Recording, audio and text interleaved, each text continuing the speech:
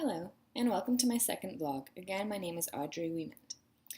The prompt that I chose to use for my second vlog is reflect on own learning, actions, others' ideas, and resources using the Four Corners Protocol. The Four Corners Protocol promotes listening, verbal communication, critical thinking, and decision making. How are you developing your reflective stance in practice? How are you working towards your goal outlined in your first vlog? Try to reflect back to your student teaching to address a situation when reflective practice using the Four Corners Protocol would help you gather information about the situation. Include details so that you are referring to a specific event rather than something in general or abstract. When I reflect back on my student teaching within both placements, I gained a lot of experience when it came to classroom management. For my first placement, I was placed in a pretty tough school. Having had prior experience as an educational assistant, helped me as I reflected back on my time with that position.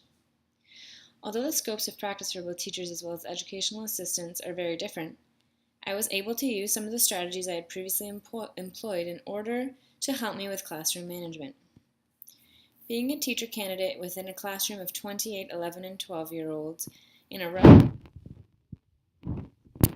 First of all, I had no interest in teaching junior grades, and secondly, these students didn't exactly want to be taught.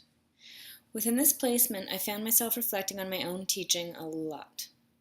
I would question the strategies I used and reflect on what I could be doing in order to engage these rather disengaged and disconnected students. The Four Corners Protocol of reflective practice of listening, verbal communication, critical thinking, and decision-making came into my practice when thinking about how to manage my classroom more effectively. My associate teacher at the time did not offer me much feedback, therefore I was on my own to reflect and didn't find this as easy. Fast forward to my second placement, where my associate teacher spent many hours helping me to reflect on my practice, in turn making me the reflective practitioner that I am today. The particular example I'd like to refer back to when thinking about the Four Corner Protocol would be when attempting to engage a student who felt as though they did not need to be engaged due to the fact that they were deemed very smart by their own parents in grade 2. In order to reach this student, I began to reflect alongside him rather than apart from him. After my lessons, we would do a check-in at the end of each day or each lesson, depending on how I thought he behaved. If it was a rather tough lesson for him, I'd pull him aside right after so that it could be fresh in our minds. I would first listen to what he had to say in order to back up his behavior. Then we would communicate openly. I found this extremely beneficial as I was able to see from his point of view right away instead of making up my own story as to why he wasn't engaged.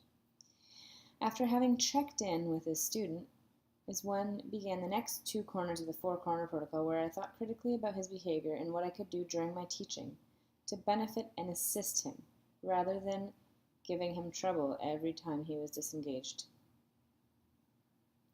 Finally, I spent time making decisions about how I could change my teaching to better meet his needs in order to differentiate my instruction for all students.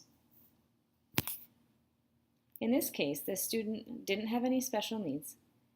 He was rather disengaged simply because maybe he didn't enjoy the content or he thought he knew most of it.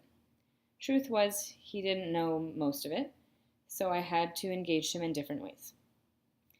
In my first vlog, I referred to the reflective practice as learning from experience. I then came across a quote from John Dewey that states that we do not learn from experience, we learn from reflecting on our experience. All in all, this course is teaching me the importance of reflective practice in my teaching, and I'm very grateful for this. I do not think that I would have grown on my own as a reflective practitioner without having read our course readings and discussed our improvements and shortcomings with our classmates every week in discussion. If a child can't learn the way we teach, then maybe we should teach the way that they learn.